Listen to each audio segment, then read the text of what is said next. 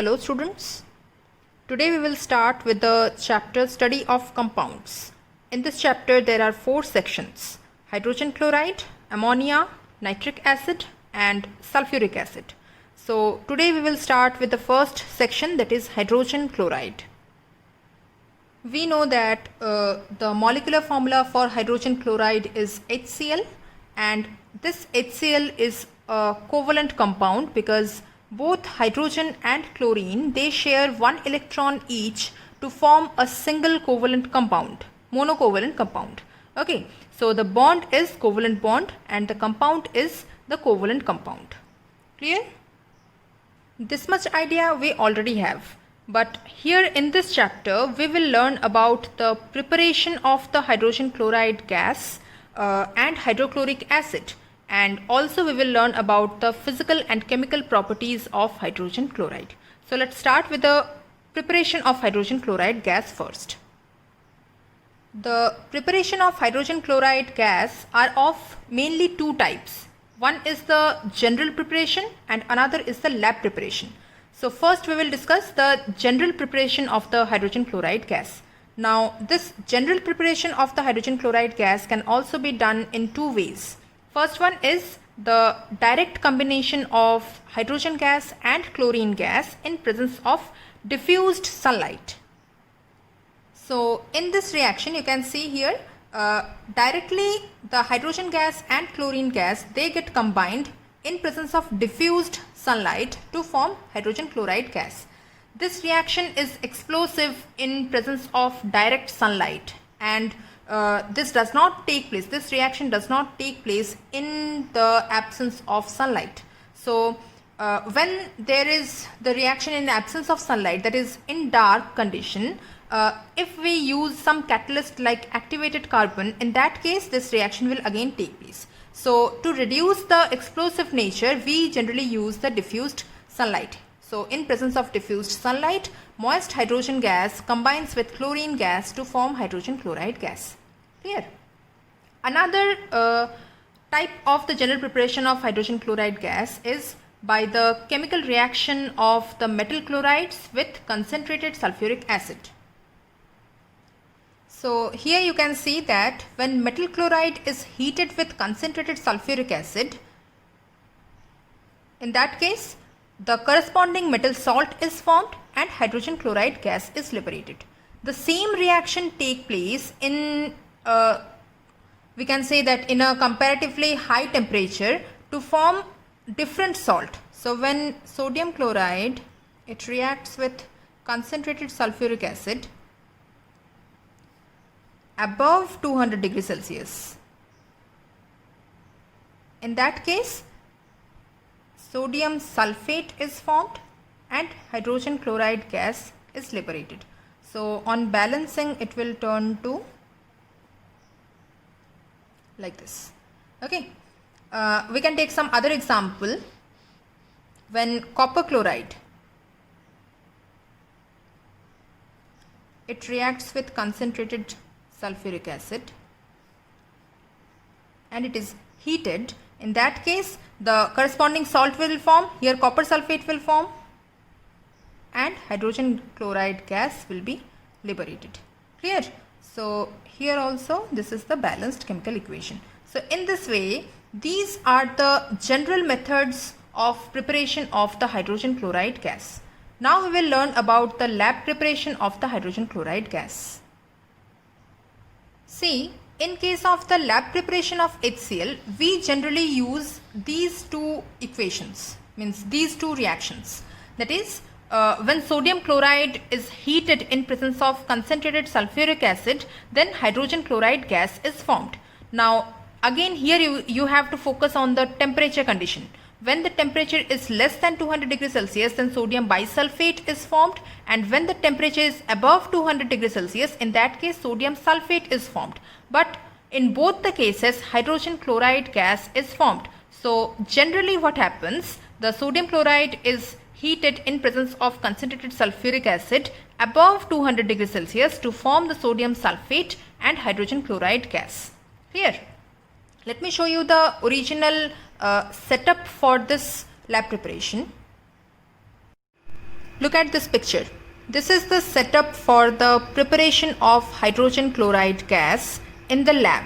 Okay, so you can see here that sodium chloride is taken in a flat bottom flask, or we can also use a round bottom flask, and through a thistle funnel, this is called the thistle funnel, through a thistle funnel gradually the concentrated sulfuric acid is added to this flat bottom flask.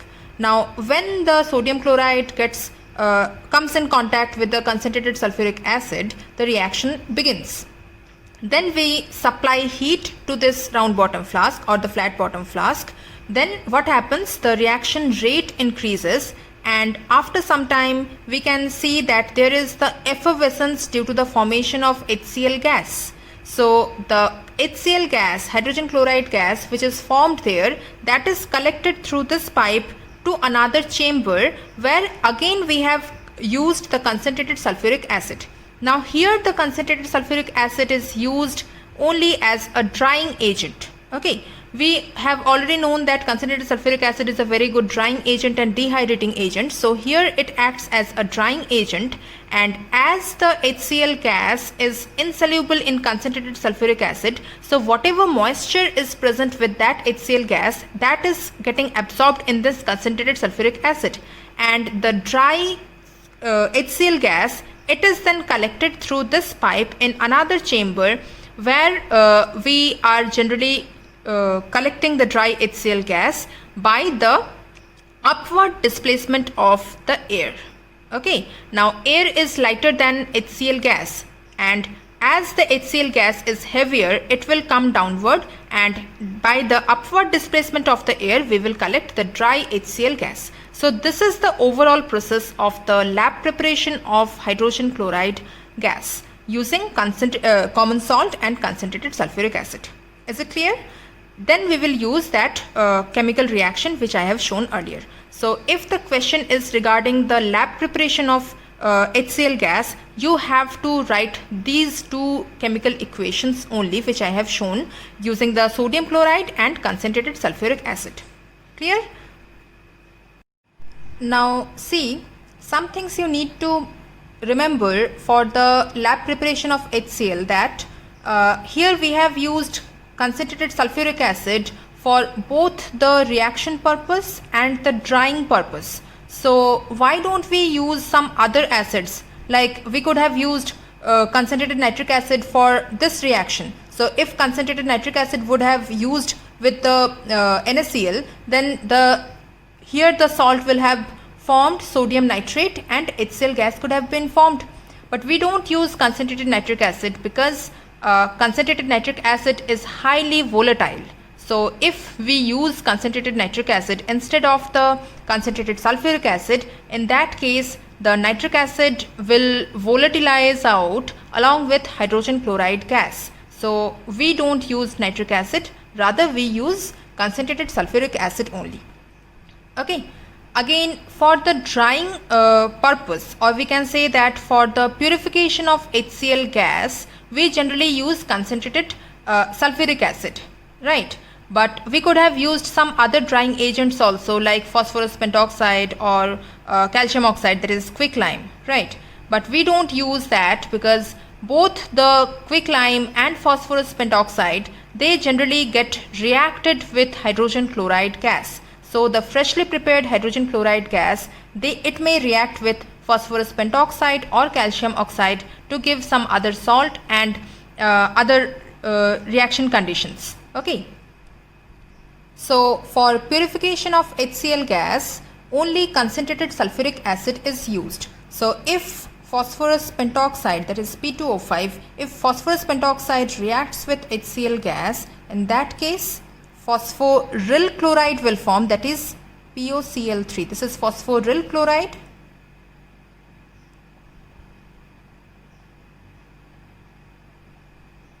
And along with that, metaphosphoric acid, that is HPO3 will form. This is metaphosphoric acid.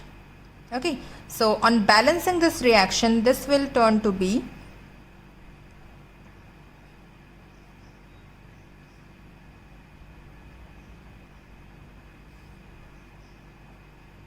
Now this is balanced. Yes, this one is balanced. Again, if we take calcium oxide as the drying agent, that is quicklime, that will also react with HCl. So this is quicklime. This will react with HCl gas to form calcium chloride and water. Okay, is this balanced? Now it is balanced.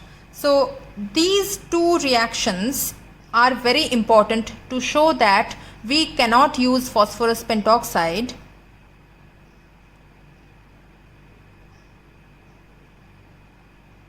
or quicklime as the drying agents, because these two will readily react with the freshly prepared hydrogen chloride gas to give some other products. But sulfuric acid, concentrated sulfuric acid, it does not react with the HCl gas, so we can easily use this concentrated sulfuric acid as the drying agent. Clear? Again, for the collection of the freshly prepared hydrogen chloride gas, keep it in mind that we collect this hydrogen chloride gas by the upward displacement of air. Okay, and it is not collected over water because it is highly soluble in water. So we collect it as by the upward displacement of the air. Clear?